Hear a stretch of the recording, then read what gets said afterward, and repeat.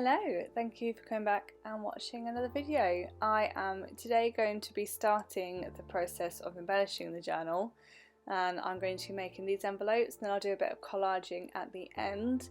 I'm just going to do some, I guess you class it as mixed media. I'm not really experienced in mixed media. I've not done a real great deal of it in the past, but I was watching a video by Artie Mays and I felt very inspired to pull out the envelopes that we put into our journals and make them pretty. So I think they're pretty anyway, so I hope you do too.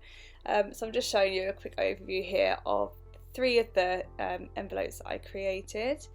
I'm firstly going to start by pulling out the envelope from my journal, and I've just added a few pieces there. I've not sewn anything in yet, just because I'm making a couple of the journals while I'm doing this one as well, and I've just pulled out bits and just popped them in loosely, so I know that I want to stick those in at some point. I honestly didn't think this video would end up being as long as it has been, because I plan to do a lot more embellishing in this video and get a lot more of the tags and things done. But that will come in the next one. I've been working on that and it's coming together beautifully. So if you like, how it's coming together and you want to see more, hit subscribe. That'll let you know, and the bell will let you know when the next video is out. I don't have a schedule at the minute. I'm sure you can all appreciate working at home with the children and trying to do all of this. I can't necessarily adhere to a schedule because the sun likes to come out when it likes to come out. It doesn't come out on certain days. So when it's out, we like to make the most of it and get out of the house. So if that's a day that I'd planned to be working, then that might be postponed. So apologies for that, but with things how they are, it is what it is at the minute. I apologise if you can hear my son shouting in the background. He's playing Minecraft on the Xbox with his friend. And it's getting very excited by the sounds of things. This is, so to start with, I'll just explain. I've just pulled the envelope out and I'm just brushing over it with some gesso, some white acrylic gesso.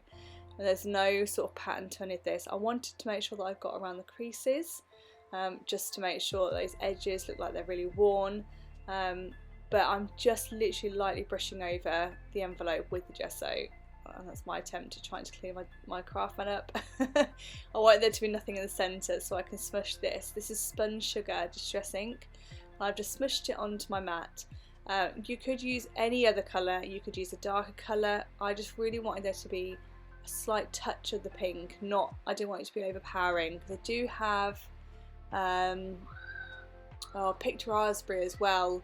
And when I tried using picked raspberry for something else, to do some stenciling with, I found it a little bit too dark. I mean, I'm not big on pink as it is, so I don't mind pink. I like certain shades of pink, but picked raspberry is a very pink, you know what I'm saying? So it was too much for me, but of course you can use, that would be a good one if you wanted it to be a brighter pink. I started using this stamp with old paper, because I like the fact that old paper distress ink has got a real green undertone to it, but I did find that it was too much. And then I tried scattered straw. That was also too light. I thought that might show up over the gesso. It wasn't, and that little pause there was me fishing around for something.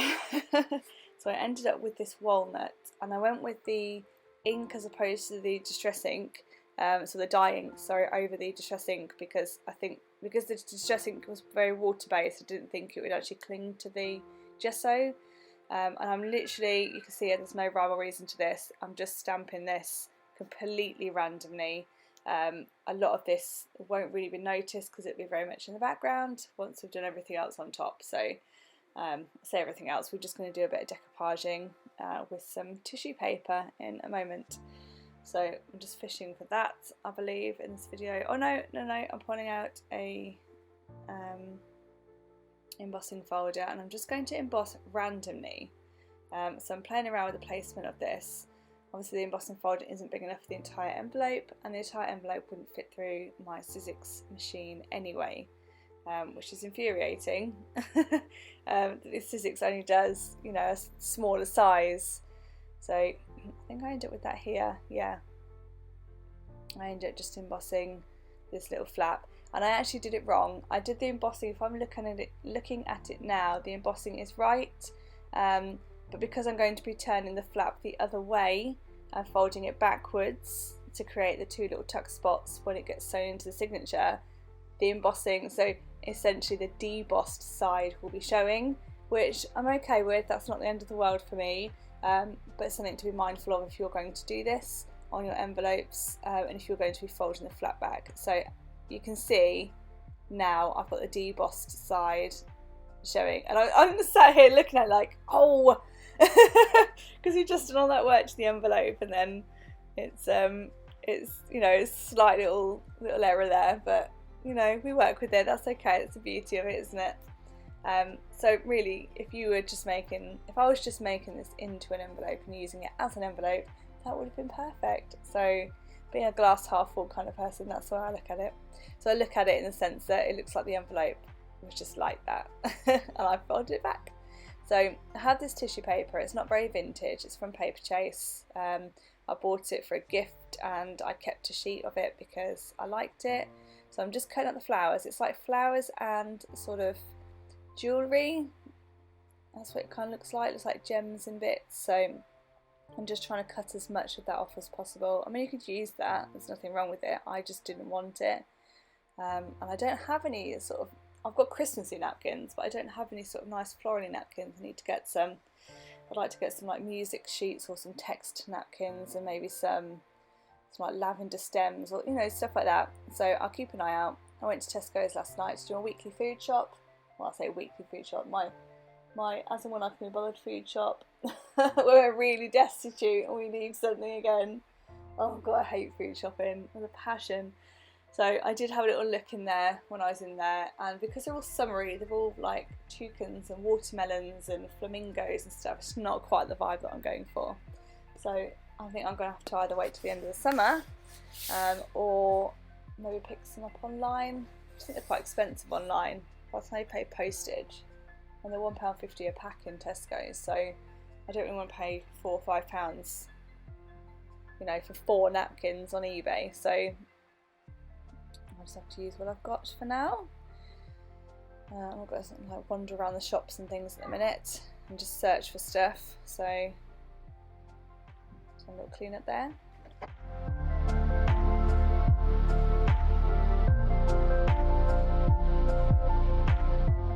So I'm putting up my stencil and I'm doing some stenciling.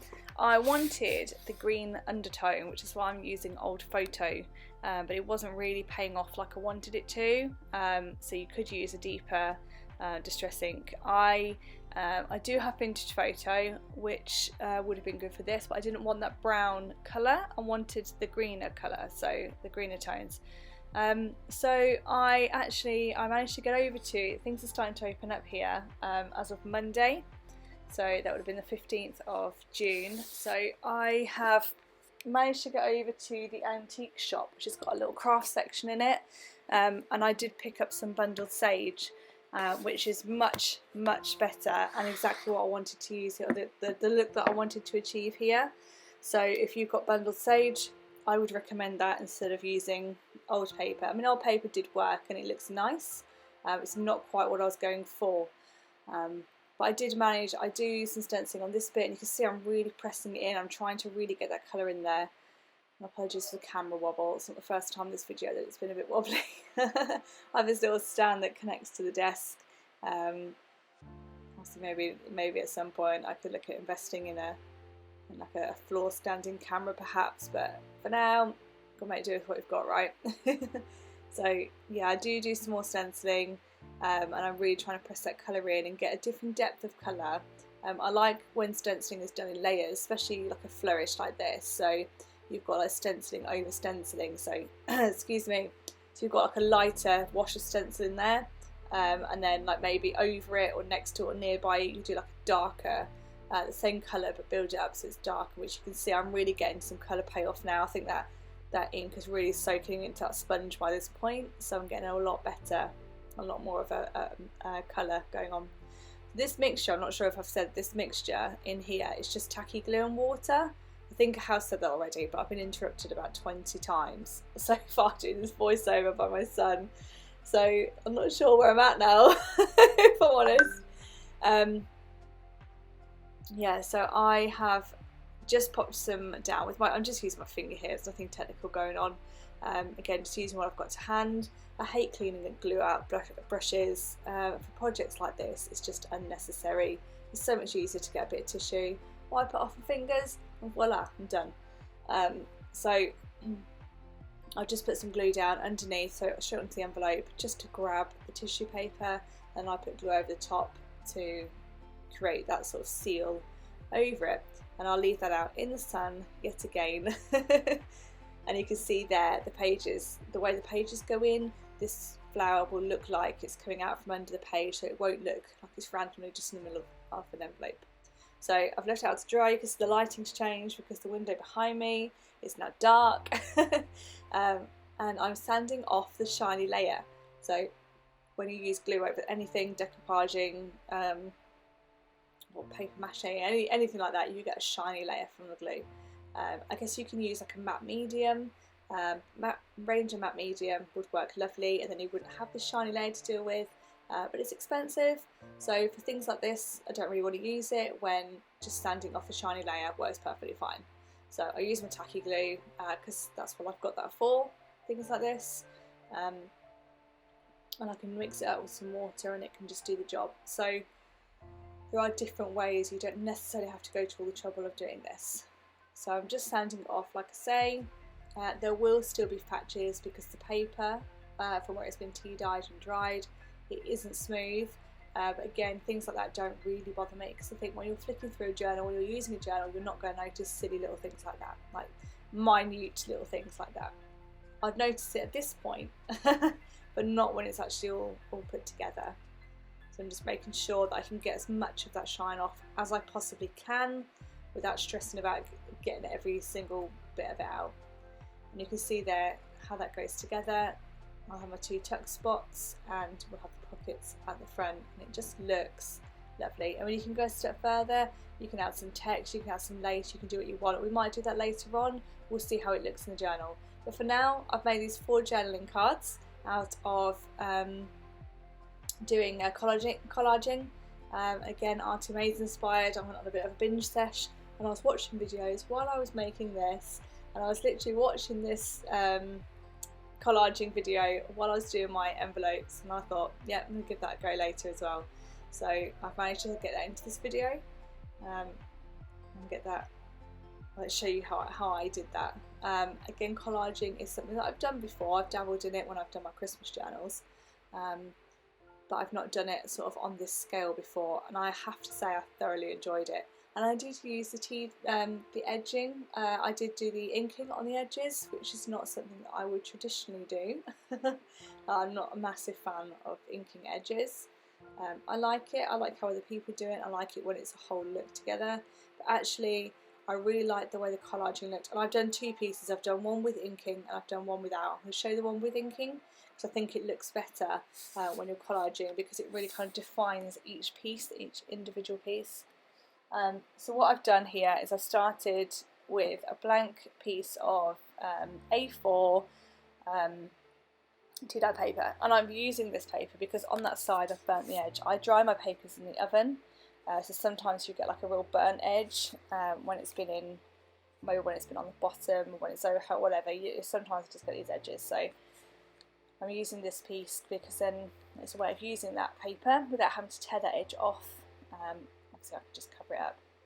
So there is no process to this. That is the fun, beauty of doing collaging, that you're literally just going for it, just laying pieces down. I think about it in some places where I want some things to show and I want like some things to be hidden, and like here I've left that top bit sticking up so I can place this piece behind it, but it's still over the piece, and you just got to build it up in layers and just make it look really fun. It doesn't even have to look any particular way. It's just I just thoroughly enjoyed it, I have to admit.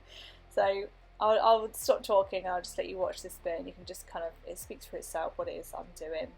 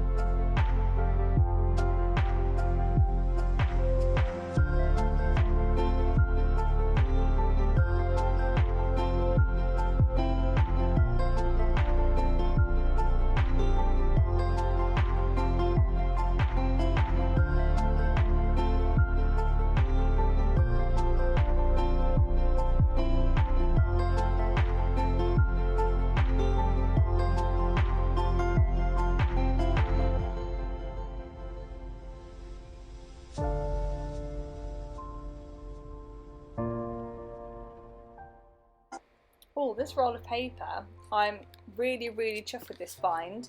I found this in the range when we went a little while ago, and it's like wood chip paper.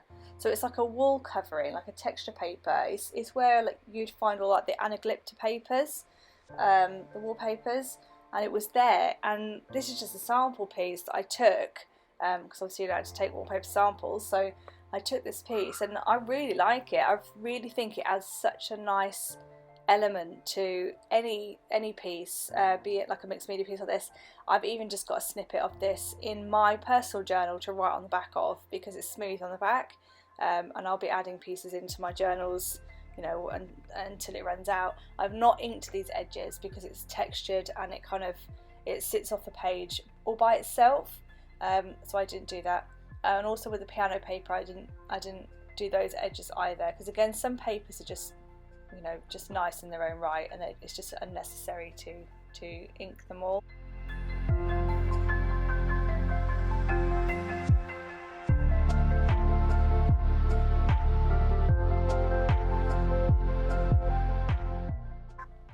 So again, I'm going in with the stencil and that old paper distress ink.